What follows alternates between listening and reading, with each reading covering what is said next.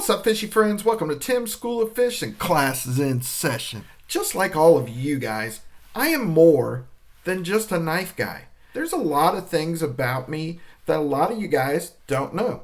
There's some things that you probably do know. For instance, I worked in bioterrorism research for almost a decade.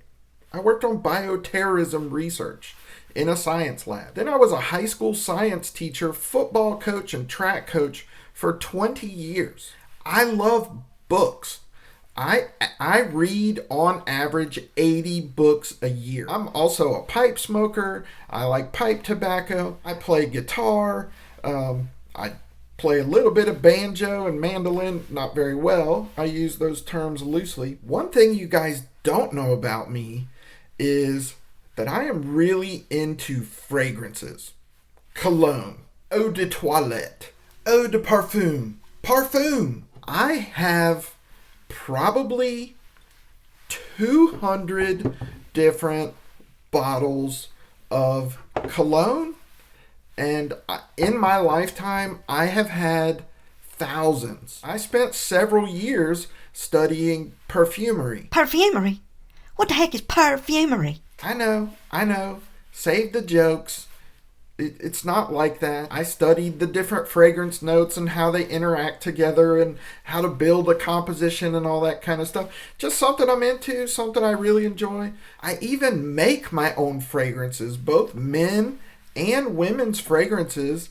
And there was a time, about a 3-year period, where I was selling them, and they're quite good, actually. But bear with me here. This is not a video about fragrances, but there's a term in the fragrance world that we call a dumb reach. I understand that most guys out there, if you have any cologne at all, you probably only have 1 bottle, maybe 2. If you like cologne and you like to not smell like ass and smell like a real man, maybe you have 3 or 4 bottles of cologne. Now, fragrance guys are kind of weird.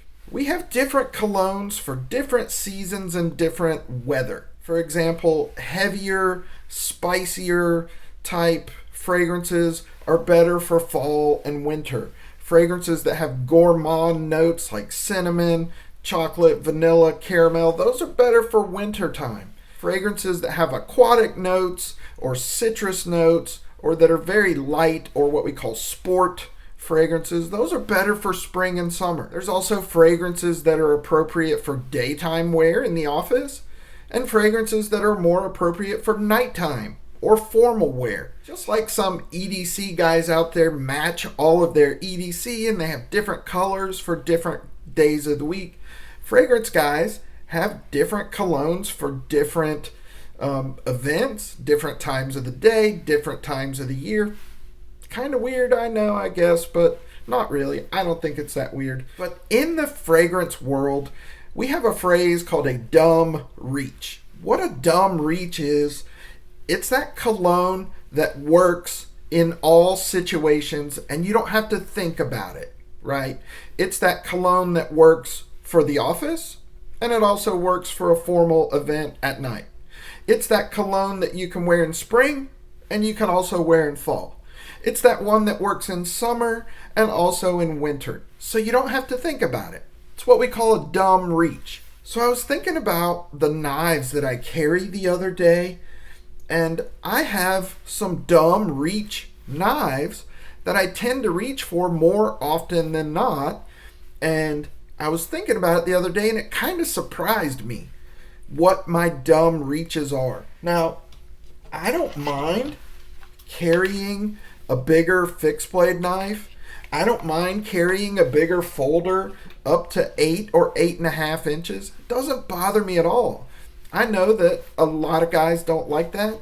I don't mind at all. I'll carry a bigger knife. But what I found when I was looking at the knives that are my dumb reaches, that I just reach for when I don't know what else to carry and I don't want to think about it, they tend to be smaller.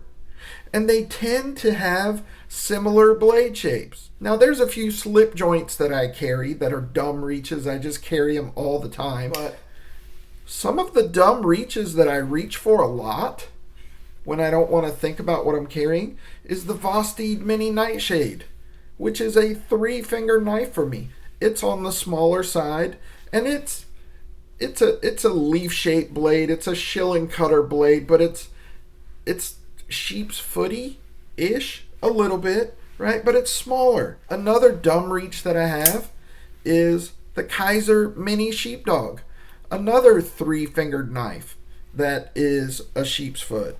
Another dumb reach that I reach for all the time is the Devo Pony Stout. Again, another 3-fingered sheep's foot. So what I found was that all of the knives that I reach for often and just drop in my pocket, they tend to be smaller. They tend to have a sheep's foot or some other type of blade other than a drop point. And I don't know why that is. I think maybe it's because I work in an office, and so I do a lot of utility cuts, and these just really work for that, for getting down on that tip, which I use a lot with the types of cuts that I make. Envelopes, labels, boxes, they just work, and they're easy, and I don't have to think about them. But it surprised me that my dumb reaches tend to be smaller knives when a lot of you guys know that I don't mind a bigger knife at all. Tell me, what dumb reach do you have in your EDC? What's that one knife or 2 or 3 knives, or what's that particular style or blade shape that you reach for more often than not, and maybe you don't even realize it? You guys let me know, what is your dumb reach? So there you go, boys and girls. Just wanted to share that with you today. As always, I appreciate you for watching. Give me a thumbs up. Drop me a comment down in the comment section. Let me know what you reach for more often than not. And if you're not subscribed to the channel, please consider doing so. Just click my logo right over there. That's it for this episode of Tim's School of Fish, boys and girls. Class dismissed.